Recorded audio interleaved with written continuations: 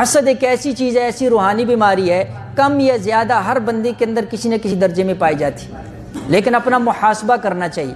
کیسے پتہ چلے کہ مجھ کے اندر، میرے اندر حسد ہے یا نہیں ہے؟ کیسے پتہ چلے گا؟ علماء نے اس کی علامات لکھی ہیں۔ فرمایا کہ اس کی پہلی علامت یہ ہے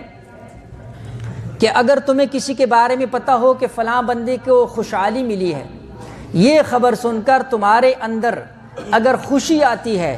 تو اس کا مطلب یہ ہے کہ تمہارا دل اس کی طرف سے صاف ہے اور تمہارے اندر اس کی طرف سے کوئی حسد نہیں پایا جاتا۔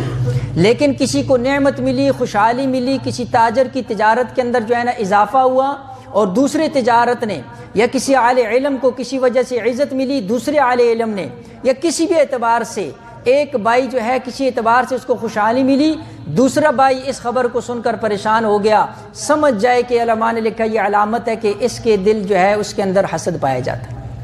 اور یہ بندہ اس سے جو ہے نا جی حسد رکھتا ہے، اور یہ اس کی پریشانی، اور جب اس کو کوئی پریشانی ملے اور پریشانی پر یہ خوش ہو جائے،